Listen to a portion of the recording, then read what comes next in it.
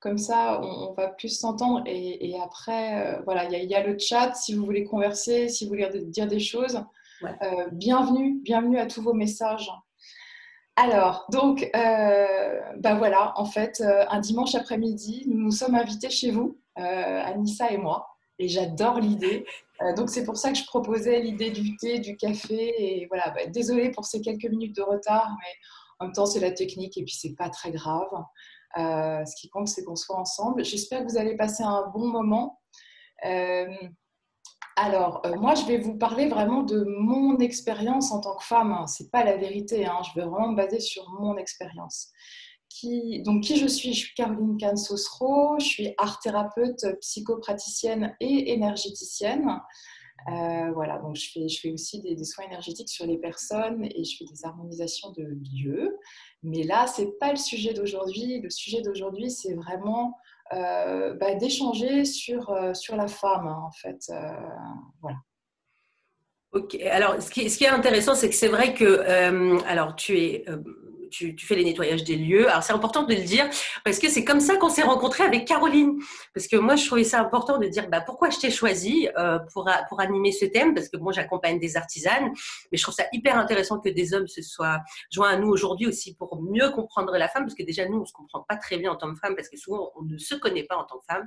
Et je vais parler que de moi puisqu'on parle que de son expérience et de la vision, en fait, puisque tout ce qu'on dit, en fait, est de par notre vérité, notre filtre. Et en fait, Caroline, moi, je l'ai rencontrée, donc maintenant, il y a 3 ans, si je ne dis pas de bêtises. Et on s'est rencontrés dans un contexte un peu... Voilà, l'univers organise des rencontres comme ça. C'est tout simplement un ami à nous qui nous a offert à l'occasion de notre mariage. Il a voulu nous acheter donc des tatamis et une table japonaise, puisque Géraud a vécu 10 ans au Japon. Et Caroline vendait sa table et ses tatamis via Le Bon Coin. Voilà, tu vois le truc. Et je trouve ça génial. Et donc, on est arrivé, on a commencé à discuter. Et puis, elle m'a dit, voilà, je fais des nettoyages des lieux. Et je dis, viens. Et elle est venue à la maison pour commencer à faire des nettoyages des lieux. Et ce qui est super intéressant, c'est que le premier nettoyage, parce que bon, les maisons sont en rapport avec les propriétaires, bien évidemment. Elle a commencé à faire le nettoyage sur moi directement, puisque j'étais directement concernée. Et tout de suite, on est rentré dans ce sujet de la femme, dès le début. Et dès le début, elle a commencé à me parler de cette histoire de femme, et je ne comprenais pas. Je disais, mais pourquoi on est en train de parler c'est bon, je sais ce que c'est que d'être une femme, je suis une femme, voilà, j'ai un corps de femme, je suis née femme, avec toutes les restrictions, parce que pour moi, la femme, c'était beaucoup de restrictions. Et petit à petit, plus Caroline venait, puisqu'elle a été une de mes accompagnatrices, et plus je comprenais un peu quel était le message que l'univers m'envoyait au niveau de qu'est-ce qu'être véritablement une femme. Et c'est là-dessus je voudrais échanger aujourd'hui. Et ma première question pour toi, Caroline, parce que tu as quand même bien étudié le sujet, t'as quand même bien plongé dedans. Et au final, c'est quoi être une meuf? Une femme. Écoute, c'est une vaste question. Tout à l'heure, par curiosité, je suis allée voir dans le dictionnaire s'il y avait une définition à femme. La réponse que j'ai trouvée, c'était être humain de sexe féminin. Super. Et là, je D'accord. me suis dit, on est mal barré avec ça. Moi, ce que j'aurais envie de te dire, c'est on ne naît pas femme, on le devient. Et c'est vraiment ce qui s'est passé pour moi. Euh, Moi, quand j'étais petite, j'étais d'une timidité maladive, mal dans mon corps. À l'adolescence, c'était juste la cata. Et puis, c'est vrai entre femmes, enfin, entre filles, j'ai envie de dire, il y a beaucoup ce rapport à l'autre, à voir les formes, le corps qui change. Euh, et moi, j'avais toujours l'impression d'être dans, je sais pas si ça va parler à certains, d'être dans la pub de la vache qui rit. Oh, ça doit dater des années 80, où il y avait un casting, la vache qui rit, où à chaque fois, il y avait une vache qui se présentait en disant trop forte, trop maigre, trop typée, trop machin. Et voilà, et moi, j'étais toujours dans ce truc-là, de me dire, mais en fait, je suis pas assez ou je suis trop. Et voilà, et au fur et à mesure des années, je me suis rendu compte que, en fait, je m'en fichais de tout ça. C'était des croyances. Et ce rapport aux femmes, que les femmes se regardent entre elles, et c'est pour ça que j'avais mis aussi dans le petit pitch de ce webinaire que moi, j'ai toujours cru, en fait, parce que quand j'étais jeune, j'avais beaucoup d'amis, plutôt enfin, des amis hommes, parce qu'à chaque fois que j'étais avec une fille ou une femme, ben, je me retrouvais à être dans un truc de jalousie, de rivalité, de concurrence.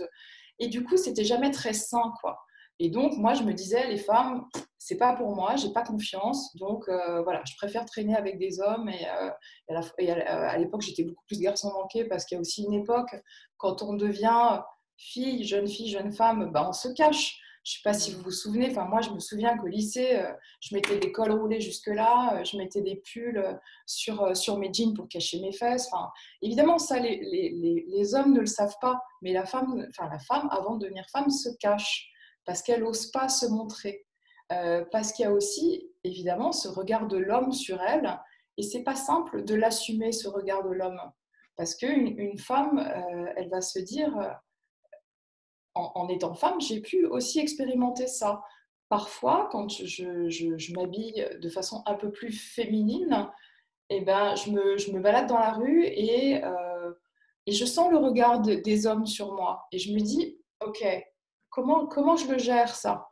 Alors, c'est vraiment de l'accueillir et de me dire, OK, ben, c'est comme ça que je me sens femme et dans mon féminin.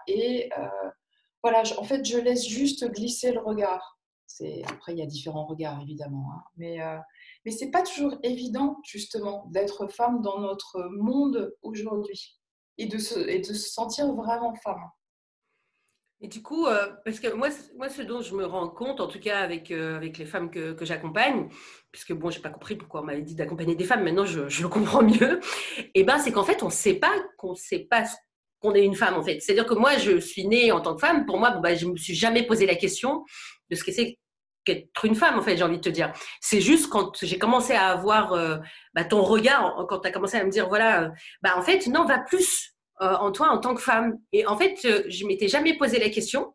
C'est comme si je subissais finalement le fait d'être une femme. Pour moi, c'était que des contraintes d'ailleurs, parce que bon, je n'avais pas l'intérêt d'être une femme en fait. Bon, bah, je suis venue comme ça, je suis venue comme ça, mais au début, j'ai l'impression qu'il y a que des contraintes. Bon, bien évidemment, c'est pas vrai. Mais au final, est-ce que il y a un moment donné, parce que tu dis que on ne naît femme, on ne naît pas femme, on le devient. À quel moment véritablement on devient femme?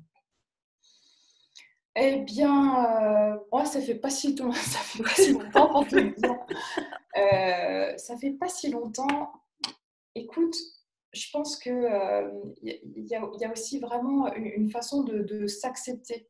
Et, euh, et voilà, de par l'histoire de chacune et de chacun, euh, voilà, il y a des femmes qui ont pu subir pendant leur enfance des problèmes d'inceste, des problèmes d'abus, des problèmes d'injustice. Et du coup, pour être femme dans un corps de femme après ça, eh ben, ça demande un peu de boulot. Un peu de boulot et d'aller voir à l'intérieur, d'aller penser ses blessures à l'intérieur et de travailler et justement de sortir ces blessures pour pouvoir, entre guillemets, les exorciser. Moi, ce truc d'être femme, ça fait, je sais pas, peut-être ça fait 5-7 ans vraiment que je me sens vraiment femme. Avant, j'étais beaucoup dans ce que j'appelle le yang, donc dans quelque chose de très masculin. Euh, où je me disais, bah, finalement, pour avoir un rapport avec l'autre et avec l'homme, à la différence de quand j'étais plus jeune où j'avais des copains hommes, finalement, en grandissant, j'ai vu que le regard était différent et je ne savais pas trop comment me positionner justement par rapport à l'homme. Parce que je ne savais jamais, en fait, quand il me regardait, ce qu'il voyait. Est-ce qu'il voyait juste la blonde aux yeux bleus ou est-ce qu'il voyait la femme derrière avec son panel de qualité, voilà, et même de mon être profond, en fait. Et donc, pour tout te dire, à un moment, je me suis dit, parce que j'ai eu aussi ben, des hommes dans ma vie et puis mon mari aujourd'hui, qui, au début de notre relation, me disait, mais Caroline, arrête d'être pushy comme ça. C'est, euh, Et du coup, à un moment, je me suis questionnée, je me suis dit, OK, qu'est-ce qui se passe en moi pour que je sois toujours quelque part dans le fight? Qu'est-ce qui fait que je ne peux pas asseoir mon féminin à l'intérieur de moi pour juste être qui je suis dans mon féminin. Et le féminin, c'est quoi? Pour répondre à ta question, pour moi, c'est déjà quelque chose qui est très intérieur par rapport au masculin. Et le féminin, c'est déjà vraiment, effectivement, ce monde à l'intérieur, l'introspection, c'est ma capacité d'accueil, hein, c'est ma capacité d'écoute, c'est le fait de pouvoir être dans l'amour, c'est d'apporter de l'harmonie. L'harmonie dans ma vie, l'harmonie dans mon foyer, l'harmonie avec mes amis. En fait, c'est tout ça et c'est très subtil. C'est pas quelque chose qui se voit comme ça. Voilà. Pour moi, pour devenir femme, il y a vraiment un travail qui se fait déjà à l'intérieur de soi. Voilà, il y a comme un chantier qui s'opère et voilà. Et être femme, c'est pas juste effectivement mettre du rouge à lèvres et porter une jupe, hein, ou alors devenir mère, même si c'est génial de porter une jupe et c'est pas ça que je veux dire. Mais ça va pour moi chercher bien plus loin que ça. Et c'est pas simple, hein. Et j'avoue que le chemin que j'ai fait, alors c'est vrai que je me suis intéressée il y a quelques années. Là, je peux donner deux, trois références sur ce qui m'a aidée dans mon chemin pour devenir femme. Je ne sais pas si certaines d'entre vous connaissent les Tentes Rouges. Ouais. Les Tentes Rouges, c'était effectivement une organisation qui s'est fait, mais il y a des centaines d'années, où les femmes en fait se retrouvaient au moment de leur lune, au moment de leurs règles, pour être ensemble. Et c'était un moment qu'elles passaient hors du temps, parce que nous, femmes, on sait très bien que quand nous avons nos périodes, eh bien, on va être plus vulnérable. On va avoir un rythme qui est beaucoup plus lent. On va être moins ouverte vers l'extérieur, mais justement beaucoup plus vers l'intérieur. Et il y a des femmes qui souffrent beaucoup physiquement de cette période-là. Et d'ailleurs, il y a des choses intéressantes à faire enfin, voilà, quand on est en période de règles. Mais ça pourrait être un autre sujet parce que je ne veux pas m'égarer. Mais voilà, l'idée, c'était vraiment de se dire, on se retrouve entre nous, entre femmes, et on sait que là, on peut être sans masque, sans phare, et il n'y a pas besoin de prouver qu'on est toujours la meilleure, qu'on est toujours au top. On est juste qui on est, quoi. Voilà. Je trouve ça intéressant. Il y a des personnes qui partagent sur le chat par rapport à ce que tu es en train de dire. Justement, il y a Maud qui dit elle comprend mieux maintenant ces deux adolescentes qui se cachent, parce que tu faisais référence à ça tout à l'heure. Et ça fait sens aussi. Sarah qui dit j'ai toujours pensé qu'on devenait femme avec les menstruations. Tu vois, tu viens d'en faire référence également. Et on a aussi du Merchez, alors ça doit être un diminutif, mais qui dit donc effectivement qu'on est beaucoup dans le mimétisme en fait, dans le fait d'être une femme. Finalement, on va regarder nos parents en fait, et on va être dans le mimétisme de nos parents. Bon, ça effectivement, c'est clair que en général, on se connaît pas, hein, en tant qu'adulte, et on se réfère à son paradigme, à cet ensemble de croyances qu'on a depuis la naissance. Maintenant, dans ce que j'ai retenu dans ce que tu as dit, qui m'a parlé, c'est que c'est vrai que pendant longtemps, moi j'ai cru que être une femme, ça c'est vraiment, hein, je veux dire, j'étais un peu limitée il y a quelques temps, et je pensais qu'il fallait mettre une robe et des talons et un rouge à lèvres, mais vraiment, hein. Et quand j'ai rencontré mon mari, donc Géraud, lui il m'a dit ah non non non, et il me dit moi enfin c'est une attitude. Être une femme, en fait, c'est vraiment, il y a quelque chose qui se dégage dans ton aura, dans ton état d'être, puisque tu as parlé justement de ce côté être-té à un moment donné, parce que moi j'appelle ça comme ça, qui se dégage en fait quand on est. Géraud parle de la virilité saine. Moi j'aime bien aussi parler de la féminité saine ou du féminin sacré. Donc il y a ce truc en fait qu'il faut aller. Alors ça m'embête de dire qu'il faut aller le chercher.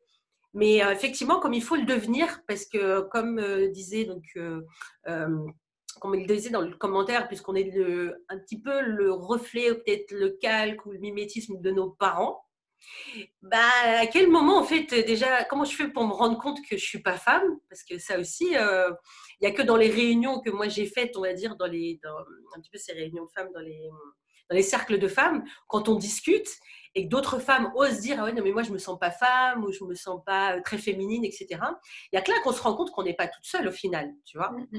Et c'est à partir de ce moment-là qu'on peut faire une espèce de travail. Et par quoi je commence, en fait, pour me sentir femme? Ouais. Oh, écoute, alors je reviens juste sur les menstruations. C'est intéressant ce truc de dire que je deviens femme quand j'ai mes premières règles. Évidemment, parce que c'est ce qui va me permettre par la suite de pouvoir enfanter. Euh, mais ça, c'est juste biologique. Après, au niveau de la psyché, enfin, on ne devient pas femme comme ça. Et c'est vrai que notre premier référent féminin, bah, pour moi, c'était ma mère. Voilà, ma mère est très féminine. J'aime beaucoup ma mère et en même temps, moi, j'avais envie de devenir une femme différente de ma mère. Parce que, voilà, on est différentes. Et c'est comme ça. Je suis sûre qu'il y en a plein à vous se retrouver dans ce que je viens de dire. Ça, on a toute envie d'être différent de notre mère, on l'adore. Mais Et en même temps, tu vois, normal, je dis ça avec beaucoup d'amour parce bien que sûr. quelque part, c'est grâce à elle que je suis là aujourd'hui. Et c'est grâce à elle, et ça vraiment c'est hyper important, que je suis qui je suis aujourd'hui.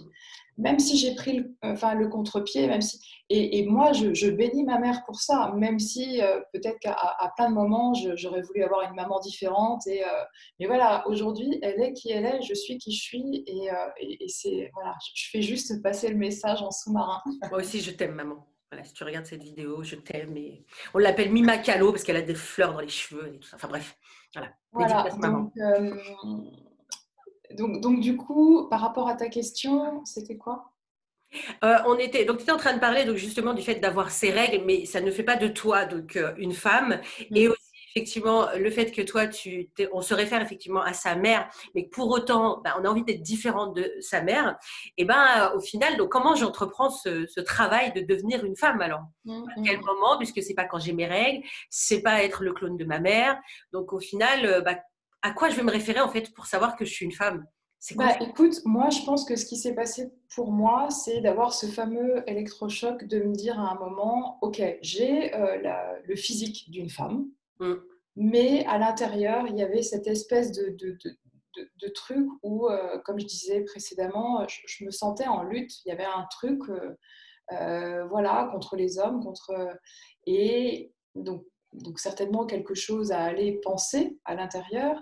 Et en fait, ce qui se passe, c'est que quand une femme, et peut-être que ça va parler à certaines et à certains, parce que après, il y a aussi le couple à l'intérieur de soi. Et nous sommes tous un couple masculin-féminin. Et c'est de savoir comment il est équilibré à l'intérieur.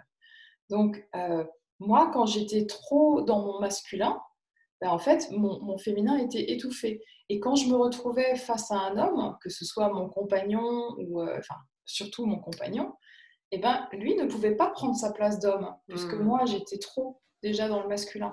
Et ça, c'est hyper important à poser, parce que si moi, je suis trop dans le masculin, ben, lui, ça va aller chercher son féminin, sauf que le truc, il est complètement à l'envers, quoi. Donc, c'est comment déjà aller chercher son couple intérieur.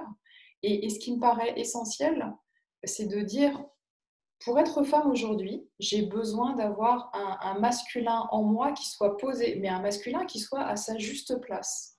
Si j'ai un masculin qui met le cadre et qui est posé, ça peut permettre à mon féminin vraiment d'être là et d'émerger. C'est quoi le masculin en nous? Ça se matérialise comment en fait pour une femme, son côté masculin? Enfin, on parle ici du yin et du yang, hein, c'est de ça dont on Ouais, est mais en train c'est de aussi parler. l'animus et l'anima dont parlait Jung. Tu vois, c'est le masculin, c'est vraiment le côté phallique. C'est vraiment ce qui est dans la verticalité, ce qui est dans l'action. Quand je dis quelque chose, je le fais. C'est l'intégrité. C'est vraiment voilà quelque chose. Le masculin, le bon masculin, il est dans l'action. Il prend les décisions, il y va. C'est lui qui peut donner la vision aussi. Donc, c'est vraiment quelque chose de vertical. Le féminin, pour moi, c'est plus quelque chose d'horizontal. C'est la coupe, hein, c'est quand on voit effectivement notre bas-ventre, c'est la coupe qui accueille et qui reçoit. Et voilà. Et en fait, on a besoin d'avoir et ce masculin et ce féminin en nous, d'ailleurs qui fait comme la croix aussi. Mais bon. Et c'est ce qui est intéressant. pour moi de poser ça. Et en ayant en fait un masculin et un féminin qui soient équilibrés à l'intérieur de moi, ça me permet aussi d'être dans une relation vraie et sincère avec l'homme qui est à mes côtés aujourd'hui.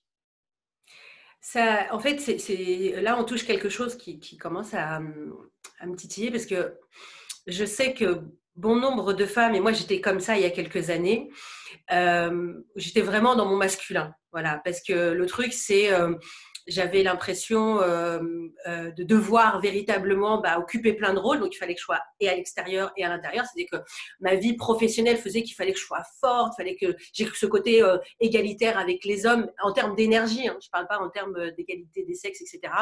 Et du coup, à chaque fois que je rencontrais des hommes quand j'étais célibataire, je leur faisais peur. Finalement, ils n'avaient pas leur place. Et je comprenais pas pourquoi, parce que je portais des jupes. Et donc, c'est vrai que j'ai mis du temps à comprendre un petit peu que, effectivement, je pouvais pas accueillir ces hommes dans ma vie. Je pouvais pas accueillir un homme dans ma vie parce qu'il n'y avait pas de place. Et puis parce que, au final, mon côté masculin était très prononcé. Et ça, je sais qu'il y a beaucoup de femmes qui sont comme ça aujourd'hui dans la société dans laquelle on est. Et je me pose la question, justement, est-ce qu'on n'est pas en train de retourner véritablement, finalement, il n'y a pas d'égalité des sexes, entre guillemets. La femme a véritablement son rôle, j'ai envie de dire, et l'homme a également son rôle.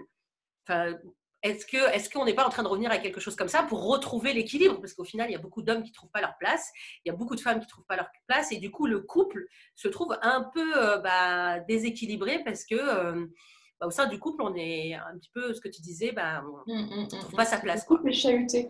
Ouais, en fait, c'est hyper intéressant ce que tu dis parce que concrètement, aujourd'hui, la femme, c'est le syndrome de la femme parfaite. Elle veut être parfaite, parfaite à la maison, parfaite petite femme qui fait les bons petits plats, machin. Elle veut tenir son intérieur, parfaite avec les enfants quand elle est maman. Mais aussi, c'est une businesswoman. Donc, la femme aujourd'hui, c'est Shiva. Et elle se met elle se met une pression de dingue. Et du coup, à un moment, c'est aussi de se dire, mais arrêtons ça, quoi. Parce que la femme, pour moi, n'est pas l'égale de l'homme. Et heureusement, et vraiment, je prêche ça. Les femmes et les hommes sont différents. Les femmes et les hommes sont complémentaires. Je ne sais pas si vous avez en tête le fameux yin et yang, le blanc qui rentre dans le noir, enfin la lune qui rentre dans le soleil et le soleil qui rentre dans la lune. Mais en fait, c'est ça. L'homme et la femme, pour moi, sont complémentaires. Et on a besoin des deux. Et c'est pas du tout une guéguerre. C'est pour ça que moi, je suis anti mouvement féministe, tout ça. Mais je me dis, mais où va-t-on, quoi? Moi, j'ai besoin d'avoir un homme à côté de moi parce qu'il va être mon alter ego. Parce que lui, il va faire des choses que moi, je ne sais pas faire et que je n'ai pas envie de faire parce que c'est pas dans mon rôle de femme. Et lui attend la même chose de moi. Voilà, pour moi, c'est vraiment une question d'équilibre entre les deux. C'est canon ce que tu dis. Donc, alors, on a des questions donc, dans le chat, effectivement. Donc, ça revient beaucoup, hein, le masculin, trop indépendante, pardon, dans l'action, femme trop forte. En apparence, cela fait peur aux hommes, clairement, Ouais. ça c'est sûr. Comment trouver l'équilibre entre le masculin et le féminin et comment exprimer sa puissance dans sa féminité. Donc, on est en plein dedans là, hein, donc on t'écoute. Hein. Je reviens Des aussi outils. sur quelque chose qui est entre les lignes, qui est quand une femme, par exemple, gagne de l'argent Hmm. et donc autonome financièrement. Quand elle est en couple, il peut arriver que son homme, pas tous, hein, mais il peut arriver que certains hommes se disent, mais finalement, moi, je sers à quoi si ma femme est complètement autonome Donc, il peut y avoir aussi une peur de l'homme à partir du moment où la femme est autonome financièrement, qu'à un moment, elle se carapate et que l'homme se dise, mais finalement, moi, je sers à quoi voilà, si c'est pas moi qui ramène. Alors, c'est pas vrai pour tous les hommes, mais ça Hmm. peut arriver pour certains qui se disent, moi, dans mon masculin, j'ai un peu besoin de ramener ce qu'il faut à la maison pour. Voilà. Donc c'est intéressant. Et alors après, qu'est-ce qu'il y avait qui m'interpellait aussi pour exprimer qu'une femme exprime sa puissance?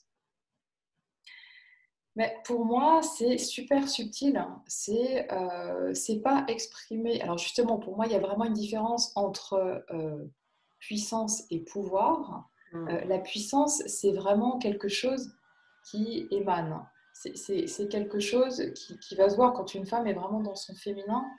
C'est compliqué à expliquer. C'est quelque chose qui se pose à l'intérieur. C'est-à-dire qu'à partir du moment où vous savez de plus en plus, ça y est, vous savez de plus en plus qui vous êtes. La question, là, à ce moment-là, c'est moi, Caroline, qui je suis.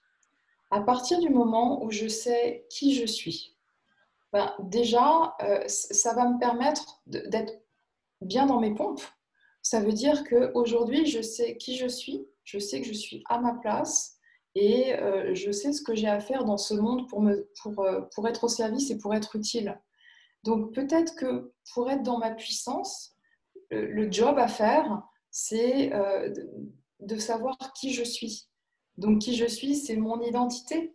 Et souvent, ça va aussi avec d'où je viens, mes racines, ma couleur, ma singularité.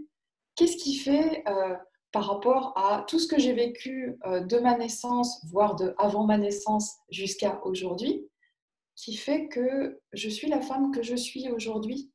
Et par rapport à tout ce que j'ai traversé comme séparation, traumatisme, deuil, enfin, peu importe tous les événements qui sont arrivés dans ma vie, qu'est-ce que j'ai fait de tous ces événements et comment je les ai transformés pour être qui je suis et la femme riche que je suis aujourd'hui. Enfin, je ne parle pas de moi, Caroline, mais je parle de la femme en général. Non, tu es riche aussi, hein, bien évidemment. Nous sommes tous riches. De toute façon, on a tous droit à l'abondance et à la richesse. Après, on confond souvent richesse et abondance avec l'abondance financière. Ceci étant, ce qui est génial dans ce que tu dis, c'est que là où il y a la bascule qui se fait, c'est déjà effectivement de reconnaître ce que je suis de ce que je ne suis pas. Donc, il y a l'identité, j'ai envie de dire, voilà, je suis une femme, je m'appelle Anissa, j'ai 40 ans, je suis d'origine algérienne, etc., etc. Franco-algérienne d'ailleurs. Et aussi, il y a la partie être. Et du coup, quand j'ai bien identifié ces deux choses-là, dans la partie, j'ai envie de dire, personnalité, j'ai choisi de venir en tant que femme, pour ceux qui pensent qu'effectivement nous choisissons de venir, qui croient à la réincarnation, etc. J'ai choisi de venir en tant que femme, j'ai choisi de venir dans cette famille, j'ai choisi de venir avec ce prénom, etc., etc. Ça me permet de mieux me connaître. Et si je suis venue en tant que femme, c'est que je suis bien venue vivre cette expérience en tant que femme. Voilà, donc déjà, ça c'est super important à comprendre. Et moi, je trouve que ça riche. Je dis toujours qu'on est venu ici pour découvrir qui nous sommes véritablement. Et si je suis venue à travers le corps d'une femme, je trouve ça super intéressant aussi de découvrir qu'est-ce que c'est qu'être une femme véritablement, parce qu'on sait aujourd'hui que c'est pas d'avoir ses règles, pas d'avoir ses menstrues, pas de se marier. Voilà, pas d'enfanter, parce que ça, je l'ai dit aussi, je le redis encore une fois, c'est pas parce qu'on a ou on n'a pas d'enfant qu'on est une femme. Il y a des personnes qui n'ont pas d'enfants et qui se sentent très femmes, et il y a des personnes qui ont des enfants et qui se sentent pas femmes. J'ai eu 2 enfants, et c'est après le premier, largement, que j'ai commencé à comprendre ce que c'était que d'être une femme. Donc, il y a aussi, à un moment donné, j'ai vu quelqu'un qui a dit ça aussi, parce qu'on a parlé du féminisme, qui dit que c'est très important. Voilà, nous ne sommes pas tous les mêmes, mais l'égalité des droits est important. Bien évidemment qu'on ne remet pas du tout la question de l'égalité des droits. C'est pas du tout de ça dont il s'agit. Mais je pense que le temps est venu de réconcilier l'homme et la femme, le couple, au sein de cette vraiment revenir véritablement à ce que c'est que d'être une femme. Donc, comment je deviens une femme au quotidien? Qu'est-ce qui différencie en fait une femme qui est complètement femme parce qu'il y a aussi le côté féminité, parce que c'est revenu beaucoup, tu vois. Est-ce qu'une femme, c'est automatiquement une femme qui est féminine, tu vois? Est-ce que ça a un lien avec la féminité ou ça n'a rien à voir? Franchement, moi, tu vois, je vois. Alors, moi, mon idole, enfin, la femme qui est vraiment femme pour moi, je vais dire, c'est Fanny Ardant. J'adore cette femme. C'est le féminin par excellence. Et en même temps, tu vois, une nana comme Charlotte Gainsbourg, qui est plutôt garçon manqué, pour moi, elle est très femme aussi. Donc, c'est pas une question de blush, voilà, de façon de t'habiller. C'est vraiment quelque chose qui émane de toi.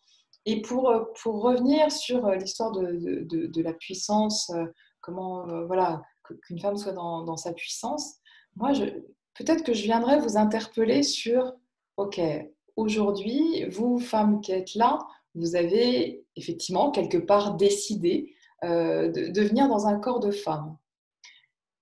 Si vous étiez homme aujourd'hui, est-ce que ça changerait quelque chose par rapport à ce que vous vous autorisez à faire, par rapport à votre job, par rapport à qui vous êtes? Est-ce que vous auriez développé d'autres choses? Parce que là, c'est intéressant aussi de voir quelles sont les croyances limitantes parce que nous sommes femmes. Et parfois, moi, je me dis, je suis femme, donc je n'ai pas le droit de faire ça. Mais non, c'est des conneries. J'ai tout à fait le droit. Donc, je ne sais pas si ça parle à certaines. C'est si j'étais homme aujourd'hui, certainement que je pourrais plus faire ça ou eh ben peut-être pas. Et peut-être qu'aujourd'hui, il y a juste à oser. Pour moi, il y a un maître mot qui s'appelle oser. Mais parce que, en fait, je crois qu'ils l'ont dit. Il y a une des personnes qui l'a dit un petit peu plus haut. Je pense que c'est vachement lié en fait au conditionnement. C'est-à-dire que voilà, si tu es né, bon, ouais, je l'ai dit, hein, c'est vrai que voilà, ce que dit Ahlem, dit, ça dépend des sociétés. Effectivement, moi, depuis que je suis toute petite, pourquoi est-ce que j'étais dégoûtée d'être une femme quand j'étais plus jeune? Parce que dans la culture dans laquelle j'évoluais, il y avait cette fausse croyance. En plus, c'était même pas vrai dans ma famille, hein, mais il y avait cette fausse croyance que quand tu es une femme, tu peux pas sortir comme tu veux, tu dois faire plus attention à tes relations, etc. Et donc, je me suis enfermée, j'ai envie de dire, un peu toute seule, parce que je me suis créé ces limitations. Donc, effectivement, on peut naître peut-être dans des familles, dans des cultures où on a l'impression que c'est limité. Et parfois, on le vit, hein, on vit ces limitations, mais peut-être que ça fait référence à ça aussi. Mais en fait, tu as complètement raison parce que moi, je parle de. Je suis née en France et voilà, je serais née en Afrique noire. Il y a encore, ou même ailleurs, enfin, je veux dire, même en Belgique, j'ai entendu parler de certains cas, il y a encore des problèmes d'excision, des femmes qui, avant leur mariage, n'ont pas le droit d'avoir de rapport, ou justement, des problèmes d'excision parce que les hommes veulent avoir le contrôle sur les femmes et ils ne veulent pas qu'elles aient du plaisir. Enfin, voilà, il y a quelque chose qui est resté encore très archaïque. Donc, évidemment que moi, je parle de ma fenêtre de femme française où j'ai le droit de porter ce que je veux et certainement que j'aurais un autre discours si j'étais aux Émirats Arabes Unis. Enfin, voilà. Ouais, Donc, ça dépend. Parce que moi, j'ai rencontré des meufs aux Émirats, oui, non, c'était mais trop calme. non, mais c'est pour ça que, encore une fois, je me base juste sur mon Ouais, bien expérience sûr. et je ne suis pas donneuse de leçons, c'est juste moi, mon chemin par rapport au fait d'être femme, quoi. Et il y a aussi, je fais un petit coup de pub, parce que moi, il y a aussi vraiment deux organisations qui sont top, qui m'ont aidée sur mon chemin de devenir femme. Je ne sais pas si certains connaîtront, qui s'appellent Women Within et Women in Power. Donc moi, je me suis rapprochée de Women Within. C'est en fait une association qui s'appelle Sacrée Femmes en français, qui fait des week-ends d'initiation entre femmes pour travailler justement sur le féminin sacré. Et ça a été créé par Chartosi en quelque chose comme 87 ou 90 aux États-Unis, et puis c'est arrivé en France dans les années 2000. Et ça, c'est carrément canon parce que c'est un week-end où on se retrouve entre femmes, donc 28 femmes, à être vraiment dans son féminin. Donc, ça permet vraiment l'introspection. Et pour moi, il y a vraiment eu un avant et un après. Voilà, il y a des moments de silence, des moments d'être avec soi-même. Et, voilà. Et donc, il y a deux organisations. Il y a le Women Within, qui est vraiment le travail sur la femme dans son intérieur, comment elle est dans son introspection. Et il y a le Women in Power, qui est plus un travail sur la femme sauvage. Et ce sont des week-ends qui se font en Angleterre. Donc voilà, ça, c'est des petites pépites. Si vous avez envie d'aller jeter un coup d'œil de ce côté-là, voilà. Ouais, il parle français un peu ou c'est que anglais? Women Within, oui, oui, bien sûr, il parle français. Ça C'est va. Women in Power ou en revanche, c'est plus en anglais. Mais Oh, oui, oui, c'est complètement. c'est la meuf qui est pratico-pratique, tu sais. Ah, c'est Euh, important. non, Je c'est juste remarque que ça a aussi, été- oui, ouais, pardon, vas-y. excuse-moi, oui, tu veux dire. Non, je disais juste que ça a été créé sous le nom de Women Within parce que c'est une américaine qui l'a créé, mais ça s'appelle Sacrée Femme en France. Donc vous pouvez aller voir et je vous enverrai sans problème les liens sur les sites. Voilà. Alors, il y a deux choses qui m'intéressent aussi de voir un peu avec toi. C'est, on assiste à quelque chose, bon, il se passe quelque chose là d'un point de vue mondial quand même. J'en parle beaucoup donc, dans le cadre de ce que je partage actuellement. Euh, Ça a déjà commencé, je pense, il y a quelques années, mais ça s'est intensifié peut-être. Moi, en tout cas, je l'ai vu apparaître dans ma vie parce que je sais que ça fait longtemps que ça existe. Mais ces cercles de femmes, tu vois, c'est arrivé en France. Et d'ailleurs, moi, j'ai découvert ça avec toi, hein, parce qu'on a fait les premiers cercles de femmes pardon, à Réminiscence. Qu'est-ce qui fait qu'actuellement, on a envie de se retrouver entre femmes, et ça marche aussi entre hommes, il y a des cercles d'hommes qui sont en train de se créer. Qu'est-ce qui fait qu'on a envie de se retrouver entre femmes? Parce que moi, je n'avais pas ce besoin-là il y a quelques années, mais là, maintenant, depuis que j'accompagne des femmes en plus, je me rends compte que c'est waouh, quoi. Je veux dire, je ne savais pas ce que c'était qu'un cercle de femmes, mais dès que je me suis retrouvée entre femmes, aujourd'hui, j'ai presque je vois pas les choses autrement. Je vois pas les choses autrement que de temps en temps, au moins une fois par mois, me retrouver avec d'autres femmes et échanger entre femmes. Mm, Qu'est-ce qui fait mm. qu'on a besoin de ça en ce moment? Écoute, moi, ces cercles de femmes, ce sont des cercles qui m'ont beaucoup nourrie parce qu'il y a aussi quelque chose de ritualisé dans Mm. ces cercles. Voilà, on se retrouve effectivement en cercle, en alliance, et voilà, il y a la forme qui est ronde, donc ça circule. Euh, c'est un lieu précieux où les femmes peuvent, je vais encore une fois parler de masques, elles peuvent déposer les masques à l'extérieur du cercle. C'est-à-dire qu'elles se montrent comme elles sont, sans jugement. Ça peut paraître banal de dire ça, sans jugement, bienveillance, machin, parce que c'est beaucoup utilisé, mais là, c'est vraiment le cas. Elles arrivent dans le cercle et donc soit il y a des thèmes pour ces soirées, pour ces cercles, soit la femme arrive et elle a besoin de poser quelque chose parce que ça ne va pas dans son couple, parce qu'elle s'en sort pas avec son ado, parce qu'elle est en train de perdre sa mère, parce que j'en sais rien. Et ce qui arrive dans la vie d'une femme, ce qu'il faut savoir, c'est que déjà une femme, elle est chahutée justement par son cycle de menstruation, Mm. qui correspond aux lunes, qui correspond aux marées. Et dans la vie d'une femme, je dirais même dans la journée d'une femme, ça peut être les 4 saisons. Et ça, je sais qu'il y a des femmes qui vont dire ah ouais, c'est sûr. Mais c'est vraiment ça. On est chahuté par nos hormones, par notre cycle hormonal. C'est pas un mythe, quoi. Et c'est comme ça. Et c'est pas un mythe. Donc, le fait de se retrouver encore une fois entre femmes, voilà, il y a un endroit où on se dit, en fait, je suis pas seule. Je suis pas seule à traverser ça. Je suis pas seule à avoir des crises à la maison. Je suis pas seule à me prendre la tête avec mon boss. Parce que oui, je peux en parler avec mon conjoint. Oui, je peux en parler avec mes amis. Mais ces cercles qui permettent vraiment d'être dans un endroit où je dépose. Voilà, je dépose au milieu et je sais que ce qui va être là va rester dans la confidentialité et on n'en parlera pas à l'extérieur. C'est vraiment, ce sont des espaces sacrés pour moi. Et c'est pour ça aussi souvent que c'est ritualisé avec un peu de sauge, parce que la sauge, c'est vraiment la plante qui est la plante de la femme. D'ailleurs, petit truc, vous pouvez prendre des infusions de sauge quand vous avez vos règles, mesdames, parce que c'est bon, voilà, c'est très bon pour la femme. Et en même temps, ça purifie les lieux. Donc, voilà. Et ça, je ne le savais pas. Et du coup, dans ces cercles de femmes, moi, j'ai remarqué quelque chose et j'aimerais que tu me fasses un retour là-dessus. Ça va peut-être répondre aussi à ce qui se passe actuellement dans le monde. J'ai remarqué que quand on faisait des cercles de femmes, il y en a une parfois qui se met à parler, tu vois, et puis elle partage juste son expérience ou elle a envie de déposer quelque chose. Et puis parfois, tu tournes la tête comme ça et puis tu en as trois qui sont en train de pleurer. Et alors, est-ce que du coup, bon, on sait qu'on... Bon, alors, peut-être pas tout le monde, mais on est reliés. Si je suis reliée à toutes ces femmes, est-ce que en devenant moi femme, j'aide d'autres femmes à être femmes? Et du coup, ça veut dire que je porte en moi aussi toutes les blessures des femmes ou pas? Hum, hum, hum. Euh, je pourrais répondre oui. En fait, moi, je suis toi et toi, tu es moi.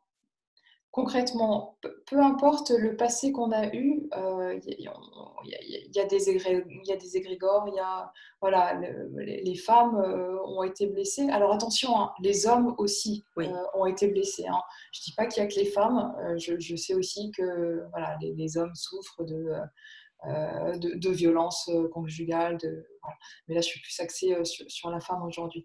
Donc, si moi, j'arrive à penser mes blessures, à penser mes plaies, je sais que je guéris quelque chose en moi. Et en guérissant quelque chose en moi, bah, en ricochet, je peux aider l'autre à guérir quelque chose en elle. Et évidemment que si moi, je parle de mon histoire, de quelque chose qui m'est arrivé, euh, consciemment ou inconsciemment, ça vient faire un tilt chez la femme qui est en face.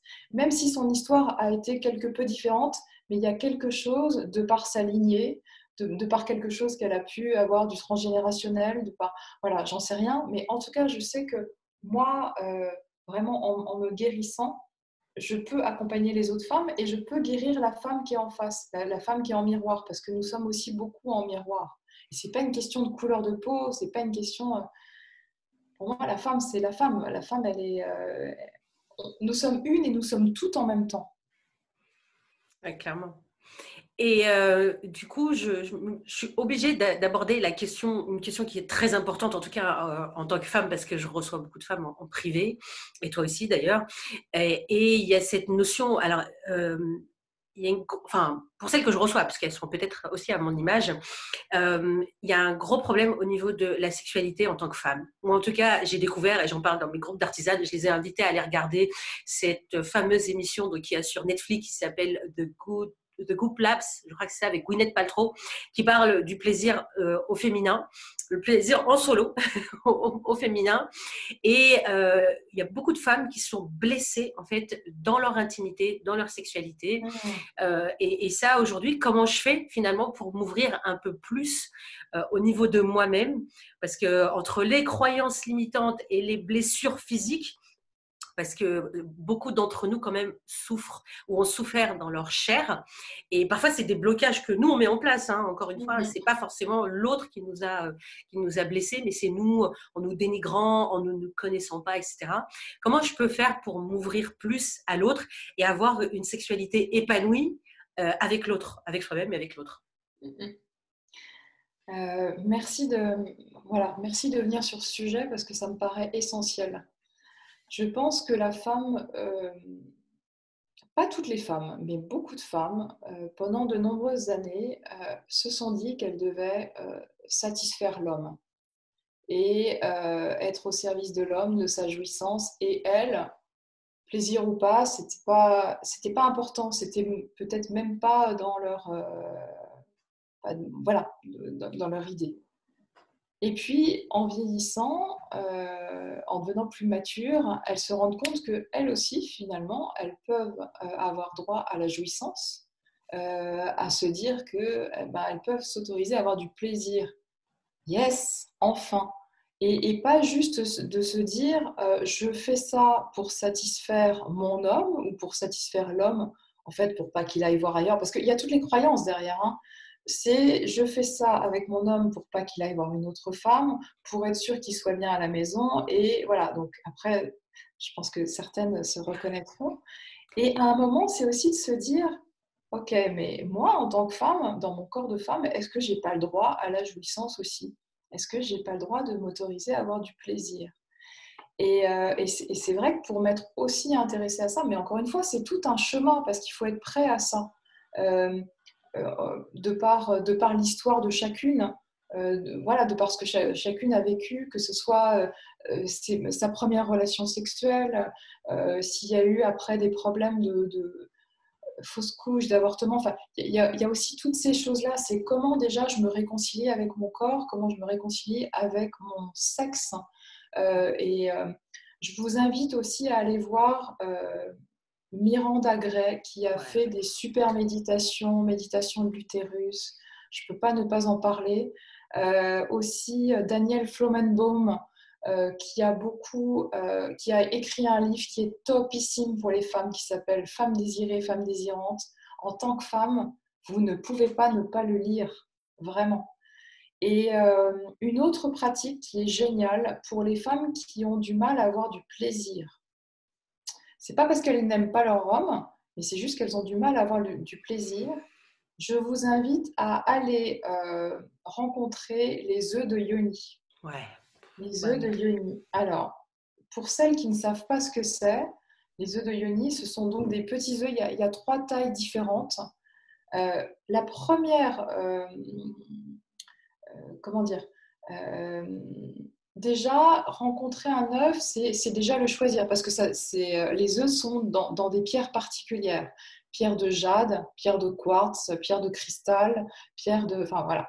Donc, par exemple, pour une femme qui a pu subir inceste, abus, c'est bien pour elle qu'elle prenne un œuf qui sera plus à base de quartz rose, parce que ça va travailler sur l'amour, ça va travailler sur la guérison. Et avant de penser à avoir du plaisir et à oser, c'est comment déjà elle, dans son corps, elle peut se réconcilier avec son sexe. Voilà, qui a pu subir des choses. Donc voilà, la pratique de l'œuf de Yoni, c'est d'aller voir après, selon les pierres que vous choisissez, il y a évidemment différentes propriétés par rapport à chaque pierre. Mais c'est déjà comment, moi en tant que femme, je découvre mon corps. Parce que moi, je peux dire qu'il y a quelques années, le plaisir, je ne savais pas. Et mon corps, je ne savais pas vraiment, mon corps de femme, je ne savais pas vraiment comment il était foutu. Et c'est vraiment de s'y intéresser et d'aller voir. Parce que comment vous pouvez demander à un homme de vous donner du plaisir si vous-même, vous ne connaissez pas votre corps? Et c'est d'arrêter de demander à l'autre. Enfin, vous voyez, c'est toujours de mettre à l'extérieur. Et nous, en tant que femmes, on doit aussi connaître notre corps. Et c'est un travail. Et c'est pas toujours simple, mais voilà. Donc, je recommande les œufs de Yoni. C'est Ah, déjà mais un travail à faire entre soi et soi. Donc, ça se fait étape par étape. Et de voir voilà, comment je peux me réconcilier avec mon sexe et après avec mon corps et m'autoriser par la suite à avoir du plaisir dans la sexualité, parce que c'était de là que partait ta question, Anissa. ouais, puis je voulais juste compléter ce que tu as dit, parce que ça met une pression aussi énorme à l'homme. Parce que déjà, nous, on ne se connaît pas bien, on ne se comprend pas bien. Alors, t'imagines d'aller demander ça à l'autre, parce qu'on a tendance à faire ça avec les hommes. C'est, il faut qu'ils devinent, en fait, ce qu'on aime, il faut qu'ils devinent, en fait, ce qu'on veut, ce qui nous fait plaisir. Alors que l'homme ne fonctionne pas du tout de la même façon qu'une femme. Déjà ça. Et tu as dit un mot qui est super important et qui, pour moi, résume beaucoup de choses. C'est vraiment cette notion d'autorisation. Je crois qu'on ne s'autorise vraiment pas parce que oui, parce qu'il y a des croyances, parce qu'il y a des engrammes, il y a plein de choses. Et du coup, le fait de ne pas s'autoriser, ça referme le truc. Mais c'est cool que tu aies parlé des audionies parce que c'est vrai qu'on n'en parle pas assez et c'est pas si répandu que ça hein, finalement. Et dans le documentaire dont je parlais, ils montrent vraiment des sexes de femmes parce qu'ils expliquent qu'effectivement autant l'homme, le sexe est à l'extérieur donc il peut le voir, autant nous si on fait pas l'effort d'aller regarder donc dans un miroir notre sexe et ils en montrent des sexes et moi je me souviens, je l'ai vu là, hein, je l'ai vu il y a même pas un mois. Hein. Moi j'ai été choquée parce que c'est vrai que je ne pose pas de regard en fait sur véritablement mon sexe, je ne le regarde pas et je ne l'ai jamais, enfin je l'ai déjà regardé dans un miroir, mais je me pose pas dessus en fait. C'est comme s'il y avait une honte véritablement, c'est pas de la pudeur, hein. C'est vraiment un truc où enfin moi je prenais de la distance. Et comment finalement donc justement se réconcilier avec l'image du corps de la femme parce que j'ai l'impression qu'il y a un truc où je suis un peu déconnectée de mon corps, en fait, Bah, en moi, tant que femme. pour moi, c'est déjà de revenir à l'origine.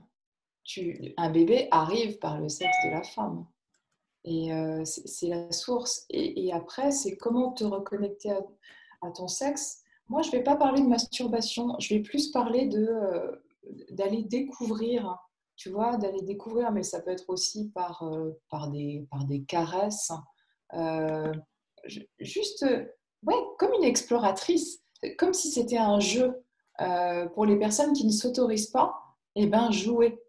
Jouer avec vos doigts, jouer avec une plume, avec quelque chose de doux. il faut vraiment que ce soit quelque chose de doux, parce que la femme a besoin de douceur. Et ce que je voulais dire aussi tout à l'heure, c'est que nous sommes très différentes des hommes. Et effectivement, un homme a plus tendance à être direct. Et lui, c'est blanc ou noir. Et quand nous, on lui dit gris mais un peu foncé, l'homme, il ne comprend pas. Alors, mesdames, quand il y a des choses que vous n'aimez pas, que ce soit en amour, enfin en tout, mais dites-le à l'homme, mais dites-le de façon à ce que lui comprenne. Parce que si vous lui dites oui, mais si, peut-être, enfin non, l'homme, il va se dire mais qu'est-ce qu'elle me raconte, quoi. Donc ça, c'est aussi super important dans la relation et dans la relation sexuelle. Parce que ça permet de... Quand vraiment vous avez un besoin, un désir, une envie, mais dites-lui avec vos mots, mais dites-lui de façon à ce que lui comprenne.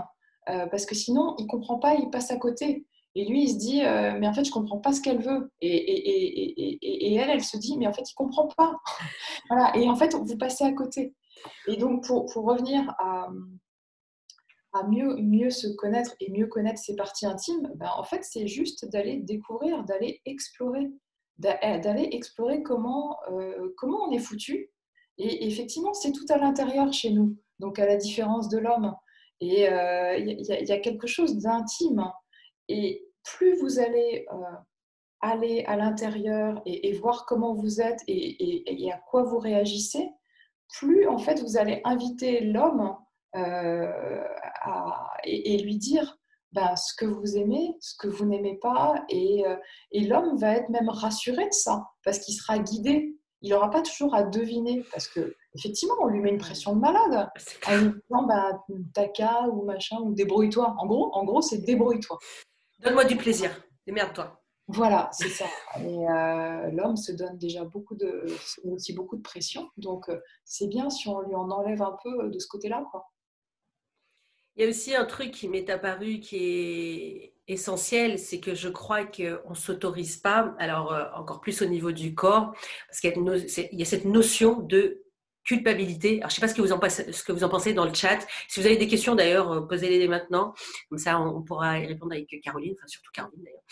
Et il y a cette notion de culpabilité. C'est-à-dire que on a l'impression que les hommes sont beaucoup plus à l'aise finalement et qu'il y a peut-être moins cette notion de culpabilité, mais ça c'est peut-être tout à fait vrai parce que en off souvent ils disent qu'ils culpabilisent aussi. Mais est-ce que comment je fais finalement pour aller m'explorer, aller être dans ce côté femme, féminité, sexualité, sans culpabilité, parce que la culpabilité c'est Comment je m'autorise à avoir du plaisir, en fait, c'est ouais, ça? ouais, C'est ouais, ça la clairement. Ouais. question? Ouais, ouais, sans culpabilité. Parce que, tu vois, dès que, si tu me dis, moi, il faut que j'aille expérimenter mon corps, s'il faut que j'aille un petit peu me découvrir un petit peu plus dans mon intimité, et enfin, il y a cette notion de culpabilité, tu vois. On parlait tout à l'heure de la masturbation ou des choses comme ça. Il y a une culpabilité qui vient derrière souvent. Il y a un côté où, il y a aussi la notion de je me sens pas forcément propre, etc. Il y a plein de trucs comme ça que j'ai souvent entendu, en tout cas dans le cadre de conversations privées. Au final, comment je fais juste pour aller explorer sans culpabilité, avec bienveillance, avec amour? Comment je fais? Hmm. Bah, écoute, moi j'ai envie de te dire que ça dépend de chaque femme, hein, parce que il y a aussi la relation à la mère. Ah, Parce que concrètement, si tu as une mère qui t'a dit les hommes, méfie-toi, méfie-t'en, ou c'est tous des salauds, ou l'amour c'est sale. Ou... Enfin, tu vois, si petite fille, tu as été baignée par des conneries comme ça, bah, tu es sûr que tu t'autoriseras jamais à prendre du plaisir, à avoir un orgasme, voilà, parce que c'est hors de propos. Donc, ou même si ta mère parfois a voulu avoir un échange intime avec toi par rapport à ce qui se passait dans elle, sa vie de femme, c'est pas simple pour toi en tant que petite fille d'accueillir ça parce que quelque part c'est pas ta place non. et il y a un truc où ouais, c'est pas complètement juste. Donc si toi tu t'as senti petite fille ou même après jeune fille, jeune femme que bah, en gros pour ta mère la sexualité c'était plutôt sale, qu'il fallait servir, enfin être au service de l'homme, que c'était fait pour faire des gamins et que et que tu as été baigné là-dedans, évidemment que ça a été des croyances que tu as nourries ou pas, mais en tout cas, c'est collé sur tes épaules. Donc, c'est comment tu fais pour, tu vois, faire un peu de ménage et te dire, ça ne m'appartient pas, ça appartient à ma mère, à ma grand-mère, à mon arrière-grand-mère, et je coupe ça, tu vois. C'est vraiment ça. Donc déjà, c'est que chaque femme soit, tu vois, se dise, ok, moi, c'est quoi mon rapport à la sexualité? Pourquoi je m'autorise pas? Est-ce que je m'autorise pas parce que j'ai été baignée dans cette espèce de truc par ma mère, ma grand-mère, machin, ou des femmes que j'ai rencontrées qui m'ont dit que les hommes étaient comme ci et comme ça et comme ça? Ou alors est-ce qu'il y a autre chose? C'est déjà d'aller chercher d'où ça vient ce truc de ne pas s'autoriser. Et à partir de là, peut-être qu'il y aura des clés de compréhension pour justement plus s'ouvrir au plaisir et à l'abandon, parce que dans l'amour, il y a aussi pour la femme s'abandonner à l'homme, s'ouvrir à l'homme. Ouais, que Je ne ça sais pas demande si de ça la répond. confiance, quoi. Ouais, mais c'est exactement ça, c'est de la confiance. Ça demande de la confiance en soi, confiance en l'autre. Et puis, ça demande aussi de connaître son histoire, voilà, d'aller regarder Ouais. son histoire sans pour autant aller trifouiller, des trucs comme ça. Il y a Alix qui nous demande comment guérir la culpabilité. Bah, c'est mettre, moi, je pars du principe qu'on est venu vivre une expérience, que tout est expérience. Donc, dès qu'il y a culpabilité, c'est pas de l'amour. Donc, ça n'a pas sa place. Culpabilité, c'est vraiment un poison. Et dès qu'il y a culpabilité, bah, c'est pas ce que nous sommes véritablement. Donc, Mm. revenir à… C'est une expérience. Je suis en train d'expérimenter quelque chose. J'apprends de cette expérience et puis bah, je la transmute, je la transforme.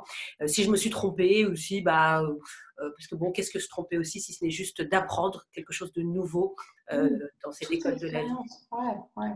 Donc, Et guérir la culpabilité, c'est en fait, pour moi, j'aurais envie de te dire, essaye d'aller voir d'où elle vient, cette culpabilité.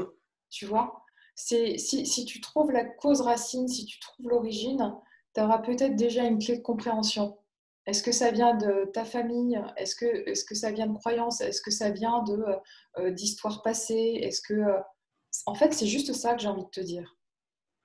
Et tu fais bien de relever ça parce que c'est vrai que moi, tu m'as beaucoup aidé à mieux me comprendre et je me suis rendu compte, on a fait plusieurs rendez-vous, mais assez rapidement, je me suis rendu compte que je portais des blessures, que je portais des comportements qui n'étaient pas du tout les miens et qui étaient vraiment issus de ma lignée et qu'il était temps que j'arrête ça en fait. On n'est pas obligé de revenir jusque-là, mais je trouve ça hyper intéressant quand même d'aller regarder de temps en temps grâce à toi, parce que toi, tu travailles avec les baguettes, Mm. hein, les baguettes coudées, et ça permet véritablement de se dire, ok, bah là, ça m'appartient pas, donc ça, je Mm, vais le rendre à mon arrière-grand-mère que j'adore. mm, Et puis, à partir du moment où j'en ai conscience, finalement, je peux entreprendre ce travail de guérison et puis d'entreprendre, de vivre ma vie à moi, quoi.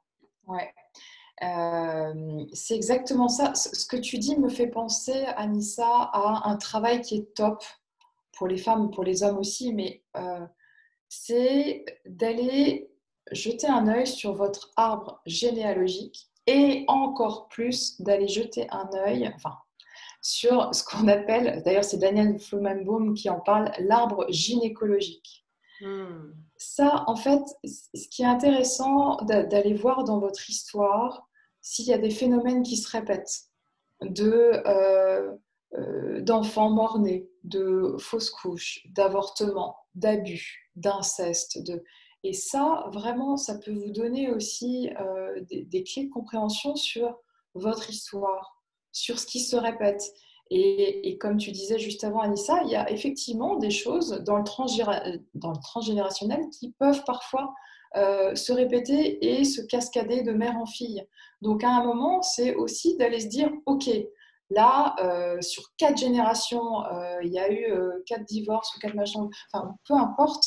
Et c'est un moment de se dire, OK, là j'arrête. S'il y a eu une malédiction, alors malédiction dans le sens où il y a un moment une femme ou un homme qui a mal dit quelque chose, donc qui a dit dans le sens de mal dire, de dire des mauvaises choses, et que ça a pu se cascader sur les générations. Stop, moi aujourd'hui, femme dans cette vie-là, je décide d'arrêter ça. Et voilà, c'est juste d'en prendre conscience aussi. Donc on a vraiment un rôle à jouer, on peut reprendre sa vie à n'importe quel moment, on peut changer à n'importe quel moment. Et d'ailleurs, plutôt que de changer, c'est plutôt de revenir à ce que nous sommes véritablement. Et donc, ouais, ça ouvre quand même le champ des possibles et beaucoup d'espoir. Dans le chat, si vous avez des questions avant de quitter donc, ce merveilleux moment avec Caroline, n'hésitez pas à nous les poser maintenant. Et donc, du coup, aujourd'hui, si j'ai envie de te dire, si je suis une femme, euh, j'aimerais en dire célibataire, mais pas forcément, parce que je peux être en couple et être vraiment, encore une fois, dans mon masculin, et que j'ai envie d'incarner cette femme dans sa puissance, dans sa rondeur, dans sa douceur, enfin voilà, tout le côté féminin, donc de par son féminin. Quel est le vrai conseil que tu peux me donner là, que je peux appliquer là tout de suite ce soir, parce que j'ai envie de m'y mettre et je ne sais pas par quelle boule prendre. Je sais que je prends de la place, je sais que je ne laisse pas forcément de place à mon mari ou à cet homme qui doit venir dans ma vie parce que je suis trop dans mon masculin et que je ne sais pas comment faire. Alors, c'est quoi que je peux mettre en place tout de suite avec tout ce qu'on a dit aujourd'hui? Moi, ce que j'aurais envie de te dire, c'est de repartir sur le qui je suis. Tu vois, quelle femme je suis aujourd'hui, quelle couleur, quelle épice, quel parfum.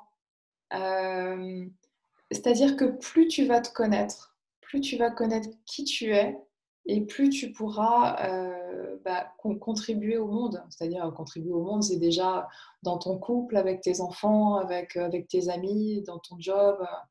Euh, donc pour moi, ça part vraiment de toi. C'est ouais, voilà, ça part de toi.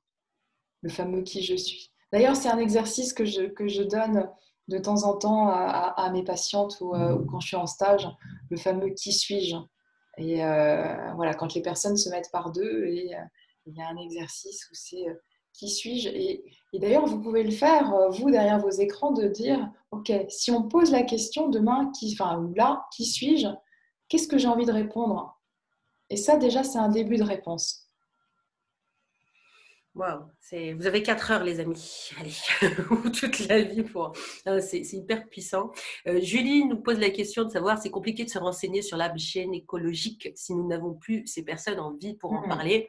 Souvent, donc c'est un peu gardé secrètement. Ben, j'ai envie de te dire, tu peux contacter des personnes comme Caroline qui ont la capacité véritablement d'aller questionner cette lignée-là, hein, puisque toi tu fais ça. Donc voilà, donc il y a des gens dont c'est la mission. Donc c'est la mission de Caroline. Donc n'hésitez pas à la contacter. Je mettrai tes coordonnées de toute façon dans la description de la vidéo. Donc tout va bien. Hein. De toute façon, on a vraiment la possibilité.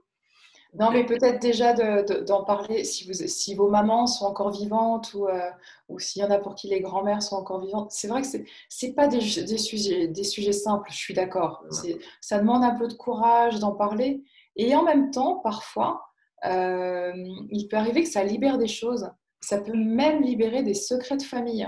Donc, quand vous avez vos proches parents qui sont encore vivants, profitez si vous avez des questions à poser parce qu'après, souvent, c'est trop tard. Donc, Et après, de toutes les façons, je pense qu'on peut se construire à partir de soi. On se prend aussi peut-être des modèles de femmes à qui on a envie de ressembler et puis incarner une nouvelle version parce qu'on sait qu'on est aussi des créateurs, des créatrices et qu'on peut devenir absolument tout ce qu'on veut. Donc, ouais.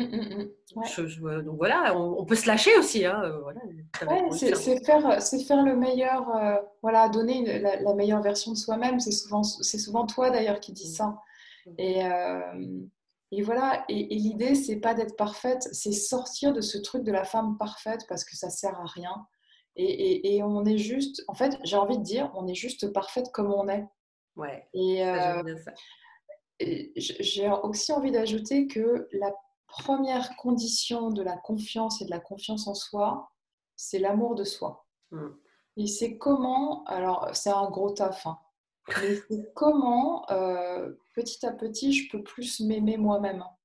Et à partir du moment où je m'aime plus moi-même, ben vous allez voir que au niveau de l'environnement, ça va tout changer. Parce que vous allez, encore une fois, moins demander à l'extérieur ce que vous n'arrivez pas à faire pour vous. Bah, écoute, j'aime bien finir là-dessus. Je trouve ça très beau parce qu'au final, ça revient toujours à reprendre sa responsabilité et pour le coup, sa puissance, son pouvoir, dans le sens de ce qu'on a de plus fort en nous. Voilà. Donc, bah, écoute, moi j'ai adoré ce moment. C'était vraiment un très beau moment de partage. Il y a eu beaucoup de réactions Ouais, dans le super. chat. Voilà, il y avait vraiment de réels questionnements, de vraies pistes de ce que tu as donné. Donc, si on veut te contacter, donc je vais mettre les informations dans la description de la vidéo. Est-ce que actuellement tu fais des consultations par Zoom, hein, parce que... Ouais, je fais des consultations en visio, par téléphone, mais c'est vrai que par visio, c'est encore mieux parce que moi, j'aime bien voir les gens. Donc voilà, pendant le confinement, c'est par visio. Donc j'ai un site, l'empreinte lumineuse, j'ai un Facebook, j'ai un Insta, tout ça. Voilà. Ça te va bien l'empreinte lumineuse avec tout ce soleil sur toi depuis tout à l'heure. Ouais, merci. Et merci Anissa, parce que c'était vraiment, vraiment chouette ce moment. Et j'espère bah, qu'à à mon humble niveau, j'ai pu répondre à des questions, à des interrogations. Et voilà, si vous en avez d'autres, si vous avez envie d'échanger, welcome. Voilà, par mon site, par mon numéro, par mon mail. Ouais, on va mettre tout ça donc dans la vidéo. N'hésitez pas à contacter Caroline parce que vraiment, alors bon, moi je l'inviterai bien évidemment dès que Réminiscence, dès qu'il n'y aura plus de confinement, je vais l'inviter dans cet espace parce qu'elle vient faire donc des conférences. On fait des cercles de femmes ensemble. Il y a des fois aussi elle qui les anime. Elle vient faire aussi des conférences donc sur les baguettes coudées. Alors ça, moi je trouve ça mais génial. Et puis elle intervient aussi beaucoup au niveau des femmes. Elle a plein d'autres ateliers parce qu'aujourd'hui on est toutes des slasheuses. D'accord, donc on est multifonction parce que oui, on n'a pas juste une seule fonction. Voilà. Et, et surtout, donc, n'hésitez pas à aller regarder le site, donc l'empreinte lumineuse, et puis bah, de vous rapprocher d'elle pour peut-être faire ce travail pendant le confinement, parce qu'au final, c'est le meilleur moment pour le C'est faire. ça. J'ai un dernier petit truc à dire. Là, quelque chose qui me tenait à cœur depuis très très longtemps et qui est complètement dans ce qu'on vient de dire juste avant. J'ai osé me lancer dans un projet qui est Mmh. de monter un cercle de jeunes filles qui s'appelle De la jeune fille à la femme. Donc, ma cible, jeune fille entre 15 et 19 ans, donc jeune fille, jeune femme, pour justement échanger sur toutes ces questions d'intimité, de comment je passe de la jeune fille à la femme, dans mon corps, dans ma tête. Voilà, donc si jamais vous avez des ados qui sont intéressés, eh ben, bienvenue. Voilà. Bah, peut-être que tu pourrais, parce que bon, moi j'ai le réseau des artisanes où il y a beaucoup de femmes et Géraud a le réseau des initiés où il y a beaucoup d'hommes. Hein. Donc, est-ce que peut-être monter un event justement spécial, j'ai envie de dire 15-19, peut-être à échéance, on va dire, de quelques semaines et puis faire passer cet événement parce que je le trouve hyper important. Parce que si j'avais eu quelqu'un dans ma vie comme toi à l'âge de 17 ans, et voilà la meuf que je serais devenue, quoi. Bon, en même temps, ça va, je ne me suis pas trop loupée. Mais j'ai galéré quand même. Donc si on peut faire passer ça, ça pourrait vraiment être génial. Donc, je ne sais pas si tu peux voir, si tu peux monter peut-être Ouais, c'est un prévu. Zoom ou un truc comme ça. Et moi, je le ferai passer dans mes groupes. Avec Super. grand, grand plaisir. Oui, bah ça, alors tu vois, ça réagit déjà. Il y a Sarah qui dit je te Eh contacterai pour ben, ma top. nièce de 15 ans Super. qui vit un événement traumatisant. Ouais. Et ouais, et puis après, ça marque pour la suite, donc c'est Mm, important, quoi. Ouais, c'est ça. C'est C'est génial. très Bon, bien. Eh ben, super. merci, Merci à merci, merci. tous. Voilà, merci à toi, Caroline, lumineuse, pour tout ce que tu fais, pour tout ce que tu es. Et puis, bah, je vous donne rendez-vous tous les autres. Donc, je vais remettre donc je vais mettre tout de suite ça sur YouTube. Pour tous ceux qui l'ont loupé, je m'excuse. Voilà, mais bon, après, ça devait se passer comme ça. Et puis, n'hésitez pas à le partager à plein de femmes parce qu'on a besoin de ça actuellement. On a besoin de sororité. On a besoin de se serrer les coudes. Quand il y a une femme qui va bien, eh ben, c'est toutes les femmes qui commencent à aller mieux ensemble. Donc, Ouais. restons soudés, surtout dans le moment que nous vivons. Et je vous invite à aller voir ma vidéo sur Je n'aime pas les bimbos. Et vous allez voir qu'en général, c'est pas toujours ce qu'on croit, en fait, quand on est jalouse des autres femmes. Voilà. Bonne journée à Merci tous encore. Merci et pour à ce que tu bientôt. fais, Anissa. Au revoir. Ciao.